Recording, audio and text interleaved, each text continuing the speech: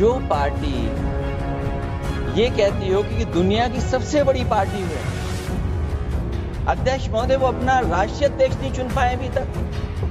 अध्यक्ष महोदय, भारतीय जनता पार्टी क्या है?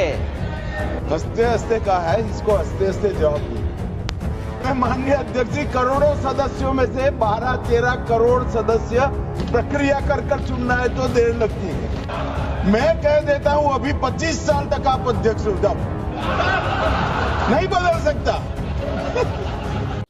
पहले तो अखिलेश यादव ने जोड़े हाथ, फिर डिंपल यादव भी मुस्कुराई।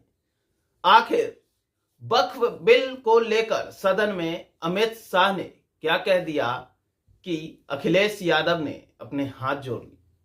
जी हां, दरअसल इस समय वक्फ बिल को लेकर सदन में घमासान मचा हुआ है। ऐसे में पक्ष विपक्ष दोनों एक दूसरे पर आरोप प्रत्यारोप लगा रहे हैं। जहां सत्ता पक्ष कह रही है कि ये वक्फ बिल मुसलमानों के हित में है, उनके अधिकारों को समझने के लिए है, तो वहीं विपक्ष कह रहा है कि सरकार वक्फ बिल पारित करके अहम मुद्दों से भटकाना चाहती है, वो जनता को मूर्ख बना रही है। इस बिल के तहत वो एक खास वर्ग को टारगेट कर रही है। अब इसी मामले में संसद में अखिलेश यादव जब वक्फ बिल पर बोलने के लिए खड़े हुए तो उन्होंने सीधे तौर पे सत्ता पक्ष यानी भाजपा पर सीधा निशाना ताना। अखिलेश यादव का कहना था कि वक्फ बिल के द्वारा भाजपा एक अल्पसंख्यक समाज को टारगेट करने का प्रयास कर रहा है, जो गलत है। साथ ही साथ उन्होंने फिर सीधे तौर पे अमित शाह और भाजपा पर निशाना साधा। उन्होंने कहा कि इतने सालों में भाजपा को राष्ट्रीय अध्यक्ष तक नहीं मिला है और वो ऐसे ऐसे बिल पास करके जनता का ध्यान भटकाना चाहते हैं।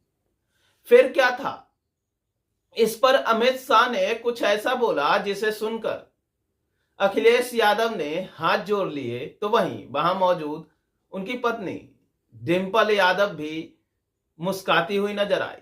दरअसल इस बात का जवाब देने के लिए अमित शाह तुरंत खड़े हो गए और अमित शाह ने खड़े होकर अखिलेश यादव को जो कहा वो हैरान करने वाला था।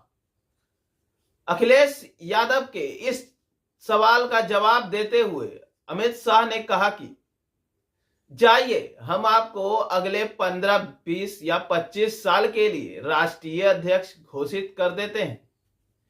इस पर अखिलेश यादव ने हाथ जोड़ लिए तो वहीं वहां मौजूद डिंपल यादव भी मुस्कुराने लगी।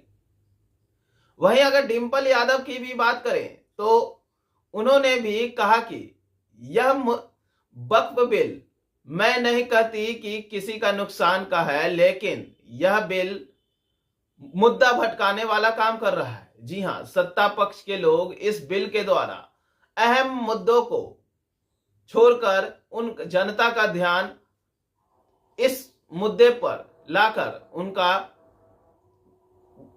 जो भी चुनाव से जुड़े मन में ऐसी बातें होंगी उसे भटकाने का प्रयास कर रही है।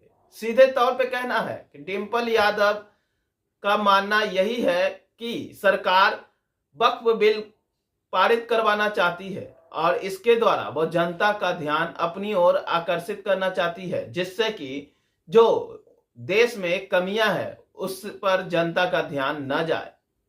वहीं सत्ता पक्ष का कहना है कि यह बिल उन सभी लोगों के हितों के लिए है जो जिन्हें अपना अधिकार समझने की जरूरत है और वो इस बिल के द्वारा जनता में एक नई अधिकार को जन्म देने वाली है।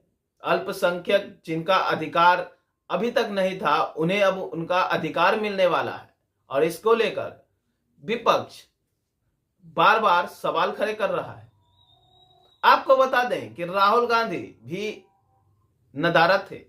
कल राहुल गांधी सदन में मौजूद ही नहीं थे, जबकि उन्हें इस पर तीखी बहस करनी चाहिए थी। हालांकि अखिलेश यादव के ओर से इस पर तीखी बहस हुई और उन्होंने इस बिल पर सवाल खड़ा किया और इसका विरोध भी किया।